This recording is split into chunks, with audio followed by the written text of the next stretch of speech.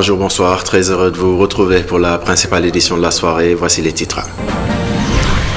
Le maire de Gueule-Tapée Fass Colobane réagit à la déclaration du Premier ministre qui disait ne pas être au fait des opérations de déguerpissement. Pour Abdoul Aziz Paye, c'est tout simplement aberrant. Pour tenter de dissiper par ailleurs sa surprise, il pense qu'il y a eu un manque de coordination au sein du gouvernement. Vous entendrez bien sûr ces précisions. Et puis le collectif des organisations de la société civile pour les élections et le National Democratic Institute veulent promouvoir la transparence du processus électoral au Sénégal. Et puis pour parvenir à cette ambition, ils ont convié toutes les parties prenantes à une table ronde. Les échanges vont durer donc 2 jours. Aminata Kor a assisté à la cérémonie d'ouverture ce matin. Elle va nous livrer bien sûr les détails bien sûr de cette première journée. Et puis nous sommes en juin 2024, il y a 1 an exactement, le Sénégal était en proie à des manifestations politiques. Notre pays a failli basculer vers le pire. Kolda n'a pas fait exception et garde les stigmates de ces manifestations 1 an après, car son service des contrôles techniques des véhicules n'est toujours pas fonctionnel. Seydou Diatta nous en parlera un peu plus dans cette édition.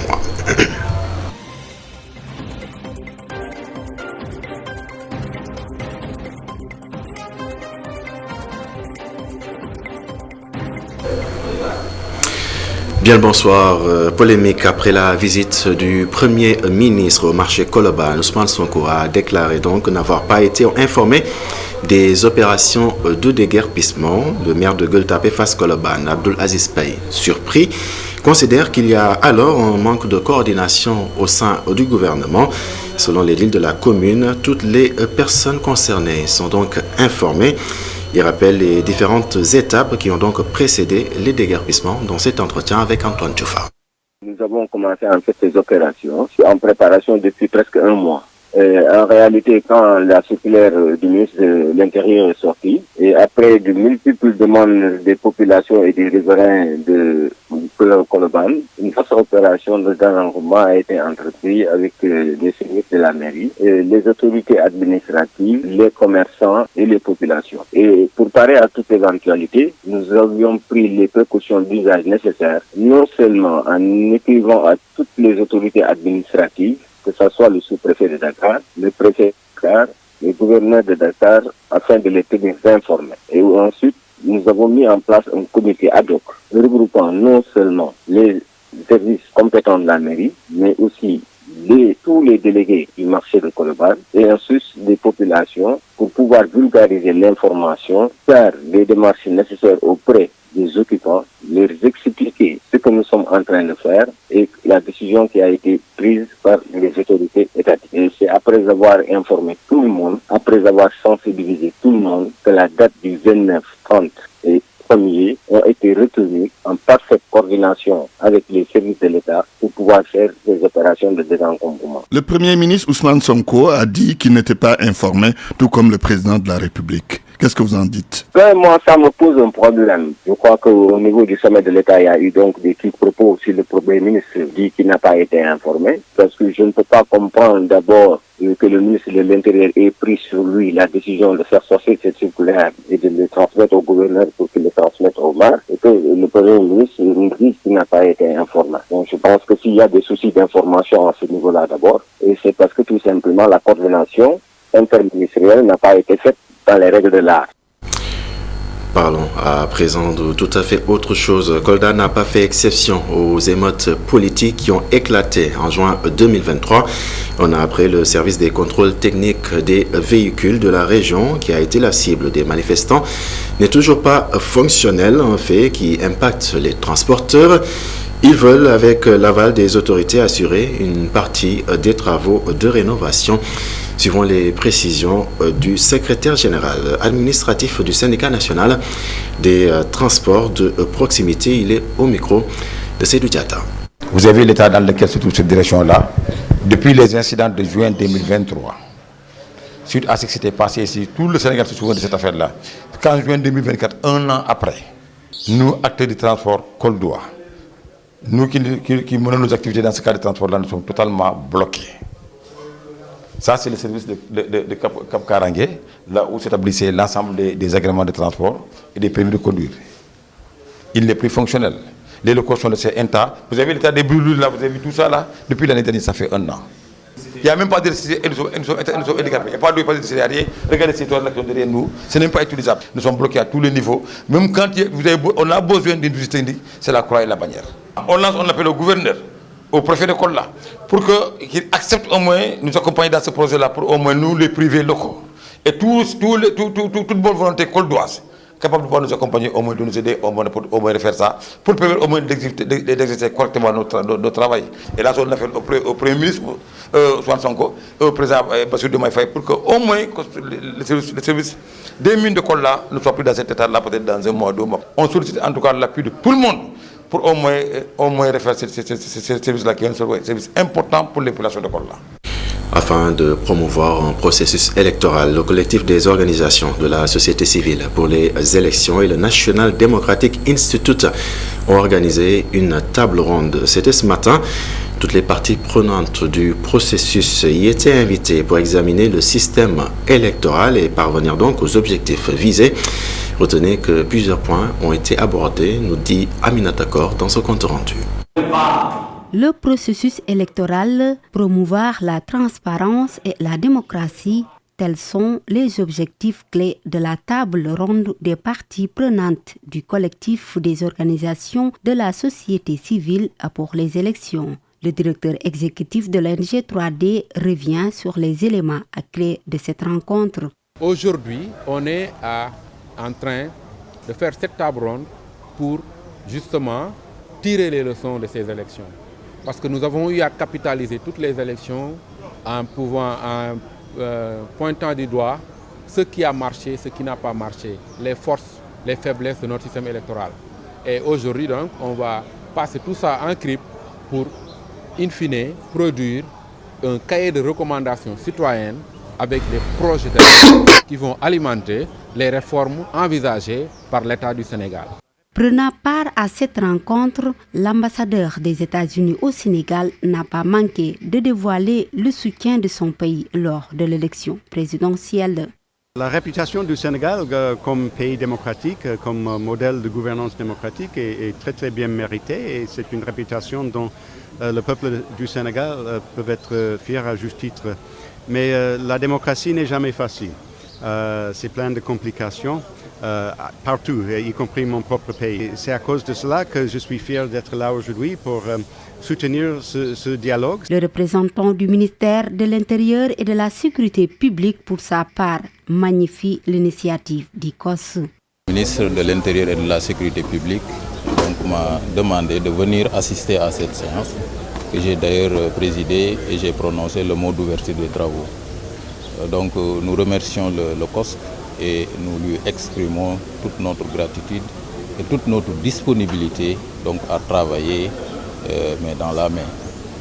Pour ce qui concerne l'élection présidentielle du 24 mars 2024, je pense que je ne peux pas juger moi-même en tant qu'organisateur, mais on peut dire que quand même c'est une élection qui s'est passée dans la paix, la tranquillité, la transparence. Après la réussite totale du processus électoral, les organisateurs de la société civile se disent satisfaits de leur engagement, mais les membres décident de continuer le combat afin de mieux consolider les acquis de la démocratie sénégalaise. Pendant ce temps, les 1400 attributaires du site de la série G à Rufisque étaient en assemblée générale. Ils veulent entrer en possession de leurs terres acquises il y a 30 ans. Le collectif réclame par ailleurs un audit du foncier. Les détails avec Babacar Sek. Le collectif des attributaires de parcelles de la série G demande un audit du foncier dans cette partie de la commune de Rufisque-Est. Voilà bientôt 30 ans que certains n'ont toujours pas pris possession des terrains légalement acquis, selon eux. La série a été impactée par le château d'eau que vous voyez ici derrière. La série G a été impactée par la Sokosim. La série G a été impactée par le contournement, par la voie de contournement que vous voyez ici, la route.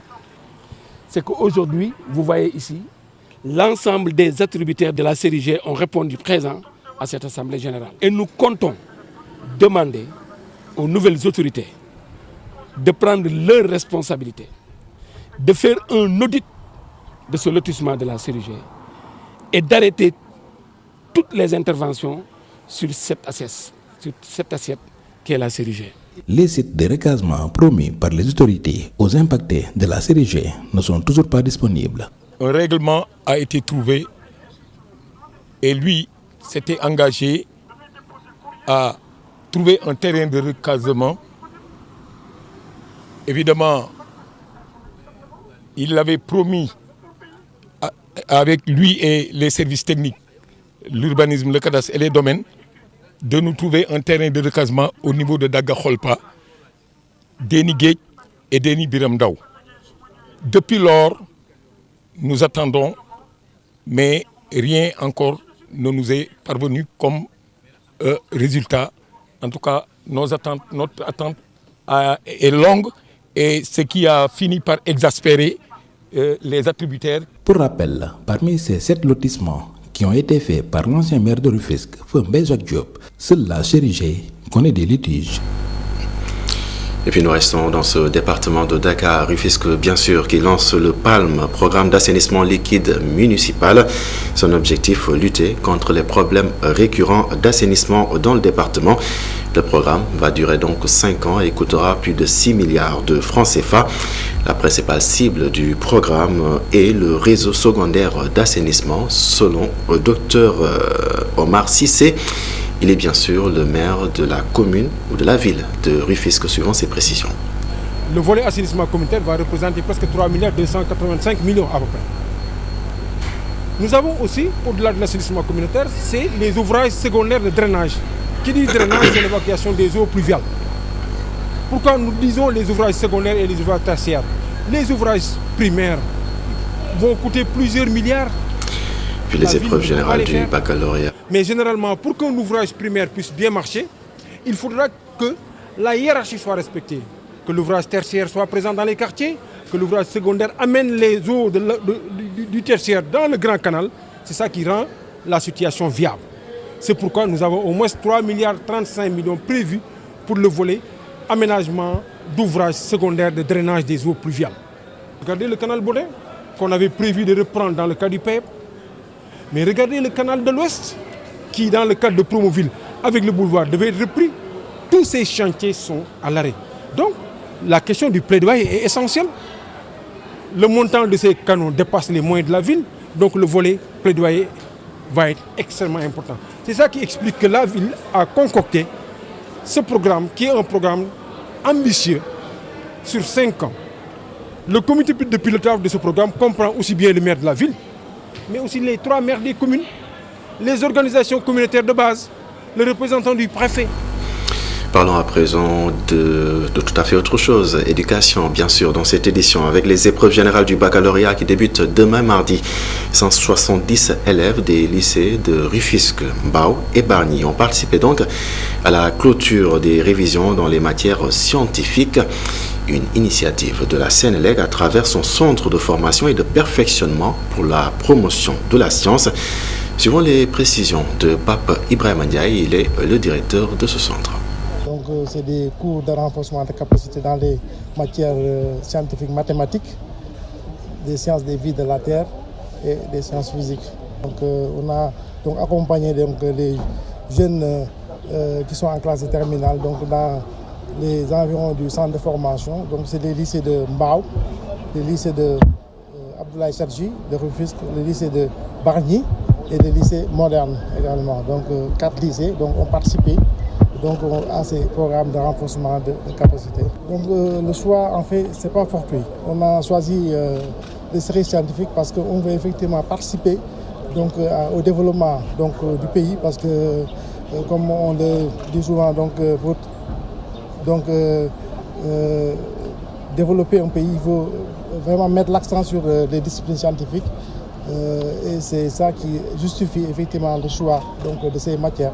Parce que comme vous le savez, par rapport aux nouvelles orientations des autorités, on va aller vraiment vers un pays souverain, donc où on va prendre en charge donc, tout ce qui est développement du capital humain et la qualité de vie, Mais également, il y a un aspect qui est fondamental, c'est donc le développement des sciences et technologies et l'innovation. Donc c'est pourquoi nous avons pensé effectivement accompagner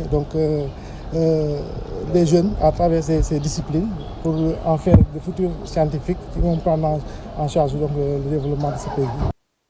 Et comme vous avez dû le noter, c'est bien Pape Ibrahima Thiam et non Pape Ibrahima Ndiaye, Pape Ibrahima Thiam, donc directeur du Centre de formation et de perfectionnement de la Sénélec. Parlant de sciences, arrêtons-nous sur la géotechnique. Il s'agit de l'ensemble des techniques de construction en rapport avec les propriétés du sol.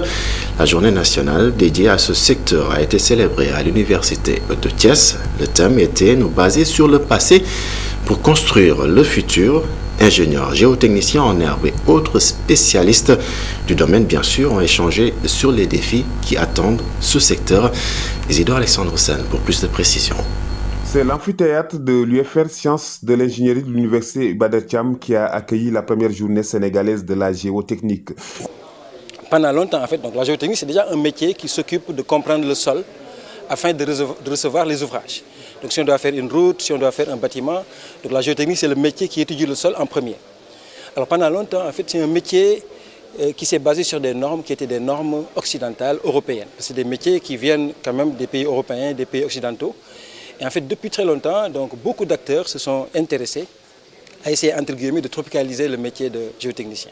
La géotechnique, un métier qui a connu beaucoup d'évolution. Le club des géotechniciens et les stagiaires ont pu échanger sur les défis qui interpellent le secteur. La formation à le faire, et si bien qu'étant complète, il y a quand même des choses qu'il faut que le club prenne en charge comme les sorties pédagogiques, mais aussi les formations sur quelques logiciels, des logiciels qui sont des atouts cruciaux pour tout élève ingénieur aujourd'hui, mais aussi nous pouvons aller au-delà de ça, comme par exemple les stages, donc la recherche de stages qui peut être aussi un véritable challenge pour les élèves ingénieurs. Au Sénégal, les géotechniciens peinent parfois à s'insérer au plan professionnel. L'État est invité à y remédier. C'est le privé qui emploie le plus. Donc on est dans des domaines aussi variés que les routes. Ils en ont besoin dans le ministère.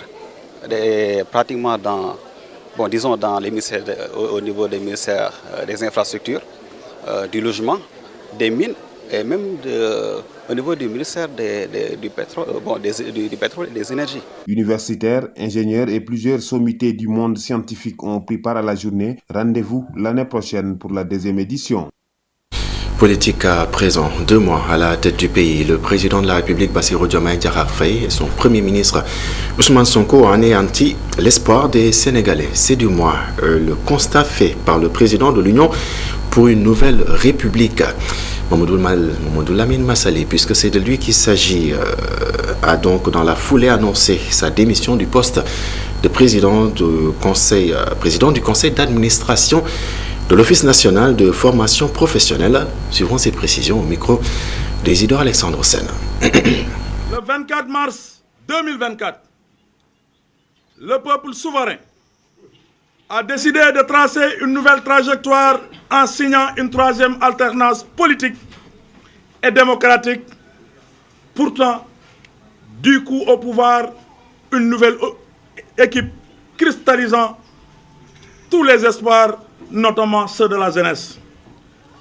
Mais malheureusement, force est de constater que tous ces espoirs ont été trahis par la simple raison qu'en lieu et place d'un programme alternatif, les porteurs de ce que les tenants du pouvoir appellent pompeusement le projet n'ont vendu aux Sénégalais, notamment à la jeunesse, que du toc, de la tromperie pure et dure, du saupoudrage et de la tartufferie. Le Sénégal est assurément dans une mauvaise pente, comme en témoigne la situation catastrophique que vivent les marchands ambulants, les commerçants, les meuniers, les conducteurs de moto Jakarta, les transporteurs, les paysans qui n'ont reçu que des semences inopérantes. Notre intime et profonde conviction est que laisser faire, c'est être acteur de cette mascarade, et se taire, c'est d'être complice. C'est la raison pour laquelle j'ai décidé de démissionner de mon poste de président du conseil d'administration de l'Office national de formation professionnelle pour désormais faire face au complot ourdi par le régime actuel sur le dos de l'ensemble des Sénégalaises et Sénégalais. Reparlons des écrous démontés au niveau des pieds des ponts à Dakar. Certains ont été refaits, mais saviez-vous que des sans-abri ont élu un domicile sous ces ponts? Comment ont-ils vécu cet épisode? Quoi qu'il en soit, les populations interpellent les autorités sur cette situation dans ce reportage signé Boudal Ndiacha.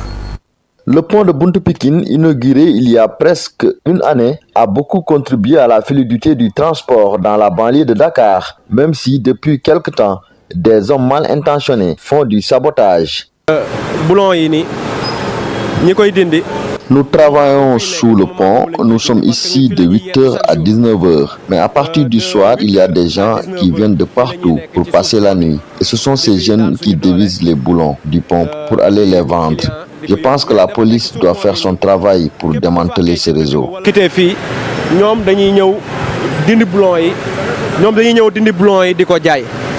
Le pont est devenu le refuge des malfaiteurs qui agressent parfois les passants. Ici, certes, c'est un lieu public où chacun a accès, mais quand même, on constate des séries d'agressions. Tout récemment, on a agressé une personne sous le pont. Nous avons intervenu ce jour-là pour reprendre le téléphone de la victime. Donc, vous comprenez par là que celui qui intervient pour empêcher ces séries d'agressions ne peut pas agresser une personne. Pour la population, l'État doit prendre ses responsabilités et mettre un terme à ce grand banditisme. Il faut que l'État jóg ci sécurité nit ñi parce que population bi li mu soxla mooy sécurité question bi yi ñuy débat yi ñuy wax ak yii yëpp amul solo yéen journalistes yi yéen a ñëwal seen bopp déjà vidéo yi daw na sax si la ñuy soog a daw yónnee ay service d'entretien ñuy suudewaat affaire yi te lii dañ ko doon wekk benn bu ngeen ko dénoncé wul woon dañ ko doon beneen yoon waa imaginez kii ñëw na teg fi dindi ay boulon kenn yëgu ko mais kon ça veut dire que bu doon terroriste nit ku bon mën na ñëw monter pont ci bombe bi ñu dee loolu mooy. Le pont de Buntu Pikine, qui a participé à la fluidité du transport en banlieue dakaroise, est également devenu source d'insécurité. La population alerte l'État sur la sécurité des riverains et demande une interdiction totale de dormir sous le pont. Le collectif des contractuels du ministère des Pêches porte la voix des stagiaires du département. Ils souhaitent des contrats à durée indéterminée pour ces derniers. Ils se sont réunis hier à l'école de pêche de Thiaroye-sur-Mer. Ces stagiaires en ont profité pour ainsi exposer le rôle qu'ils jouent au ministère, suivant les précisions de Ousmane Tchongana. Une journée qui est assez symbolique et particulière pour célébrer le travail remarquable qu'abattent les contracteurs stagiaires pour le compte du ministère des Pêches. Après 2 ans de service loyalement, il est important de se réunir, non seulement pour valoriser, je l'ai dit tout à l'heure, le travail remarquable, mais surtout également, c'est une retrouvaille, et également faire des plaidoiries auprès des autorités, puisque nos contrats de stage prennent fin ce 30 juin, donc demain, de pouvoir véritablement, au terme de ces contrats, pour que nous ayons vraiment les lendemains meilleurs. Vous avez vu les différentes presses. Toutes ces présentations témoignent à suffisance du rôle remarquable, central et cardinal que mes camarades jouent. Donc à cette occasion, je lance un appel solennel à l'endroit des autorités, particulièrement à notre tutelle, Madame le ministre des Pêches, Dr Fatou Diouf, pour qu'elle réserve davantage, parce qu'elle l'a toujours fait, donc une attention particulière à l'endroit des contrats stagiaires. Nos chefs de service l'ont mentionné, nos différents chefs de bureau l'ont souligné. Donc c'est un travail vraiment très remarquable. Et aujourd'hui, ces contrats stagiaires méritent d'avoir toutes les opportunités possibles. Voilà.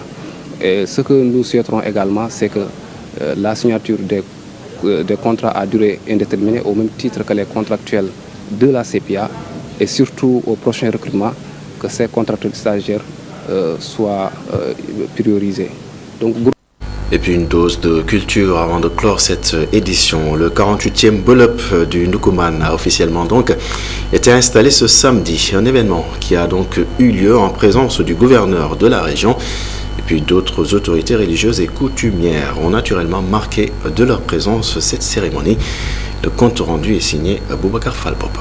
En 1519, pour le remercier d'avoir combattu et fait plier des récalcitrants aux ordres du roi du Saloum, celui-ci, Latmengue Djelen Ndiaye, attribua à Tagoti Walindaou, ancêtre des Belep à Kaffrine, une province située entre le Nguer, le Bambouk, Koloban, Pakala jusqu'au fleuve Gambie. Cette contrée, dont la déformation du nom Ndok Famak, la grande case en Sérère, donnera Ndoukouman, connu 46 souverains, dont certains montèrent même sur le trône en devenant roi du Saloum. Le dernier Belep au trône fut Belep Ibrahima Ndaw, né Kimintang Siramengue, et grâce à qui Kaffrine obtint sa première école primaire, école 1, créée en 1912 et baptisée Tagoti Walindaou. Ce samedi, la famille Ndaw, notabilité religieuse et coutumière, autorités administratives, politiques, s'étaient réunies pour la pose de la première pierre de son mausolée à Lougué. Par la même occasion, il a été procédé à l'installation, à titre symbolique bien sûr, d'un nouveau Belep, le 48e,